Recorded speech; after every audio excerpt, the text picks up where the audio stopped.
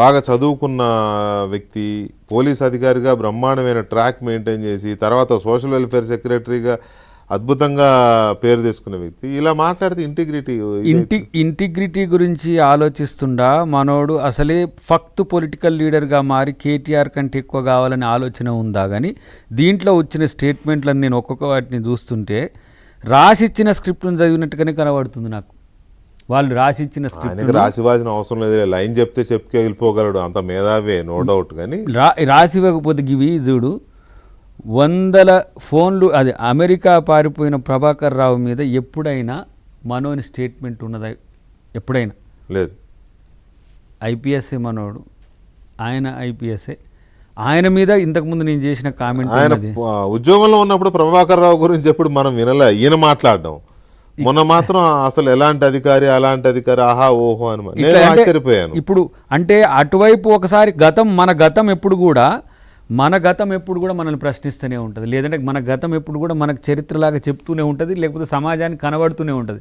దయాకర్ ఇప్పుడు కాంగ్రెస్ పార్టీలో ఉండి కాంగ్రెస్ పార్టీలో మాట్లాడిన వీడియోస్ అన్నీ మీ దగ్గర ఉండి నేను రేపు కాంగ్రెస్ పార్టీని కాదని బయటకు వెళ్ళిన తర్వాత కాంగ్రెస్ పార్టీ మీద విమర్శలు చేసేవి ప్రజలు గమనించరా?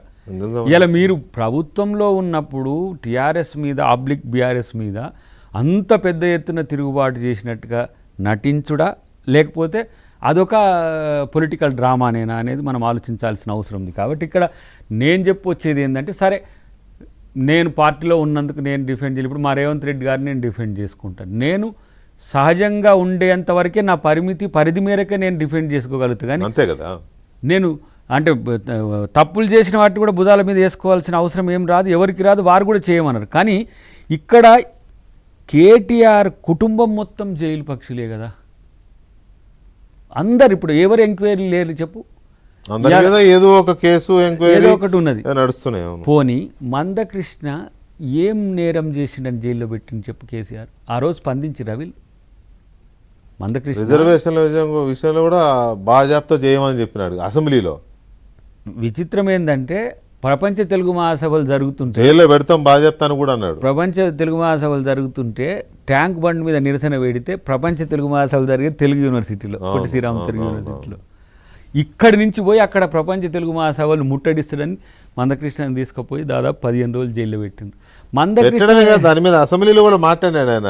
అవునండి, అంతర్జాతీయ ఫెస్టివల్ జరుగుతున్నప్పుడు బాజాప్తా పెడతాం.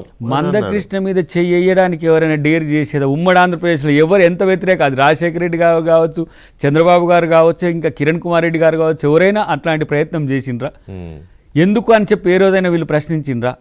రెండవది కోదండరామ్ గారిని ఇప్పుడు ఎట్లా చేస్తారని మమ్మల్ని పరామర్శకు పోతే, మురళీ ముదిరాజ్ చనిపోతే పరామర్శకు పోతే జైల్లో పెట్టారు మమ్మల్ని. మీరు ఇన్ని కోట్లు దోచుకొని నంగనాచిలా మాట్లాడేటోళ్ళకి మీరు సమర్థిస్తే దొంగలకు కాపు కాసినట్టు కాదు. సమర్థిస్తే మీరు అంటున్నారు, కానీ ఆయన ఆ పార్టీలో ఉన్నాడండి. ఆ పార్టీలో ఉన్నప్పుడు ఆ పార్టీని మరి ఇప్పుడు డిఫెండ్ చేసుకోవాలి కదా. డిఫెండ్ అంటే లేని అంశాలను ప్రచారం చేయమంటుండ్రా? అంటే పార్టీ నాయకత్వం ఆయనకు పనప చెప్పింది.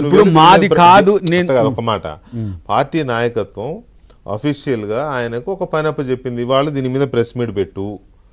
అవును, పెట్టాలి ప్రెస్ మీట్. ఇప్పుడు నేను ప్రెస్ మీట్ పెట్టినా, నేను ఇలా ప్రెస్ మీట్ పెట్టినప్పుడు ప్రవీణ్ కుమార్ గారిని ఏమైనా వ్యక్తిగతంగా కాంగ్రెస్ పార్టీనే మీకు ఎవరు బాధ్యత చెప్పాల్సిన అవసరం లేదు, నీ ఇష్టం పెట్టేసుకుంటావు గాంధీ భవన్. నేనేమంటున్నా అలా కాదు, చెప్పిన వాళ్ళకే అవకాశం ఉంటుంది, పెట్టమని పెట్టాలి. ఎవరు ఇక్కడే ఆత్మగౌరవ పోరాటాల నుంచి వచ్చినప్పుడు ఆత్మగౌరవాన్ని మనం కించపరచుకోవాల్సిన అవసరం లేదు.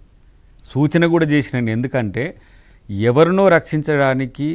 ఇప్పుడు ఒక సందర్భంలో మునుగోడులో జరిగిన సంఘటన అప్పుడు ఎంత విమర్శలు వచ్చినాయి నా మీద. నేను పార్టీ ఇంట్రెస్ట్లో చేసిన కామెంట్స్ ఏవైనా సరే, ఇక్కడ ఇప్పుడు నీ అస్తిత్వానికి ప్రమాదం వచ్చే స్టేట్మెంట్స్ను ఇవ్వడం వల్ల ఎవరికి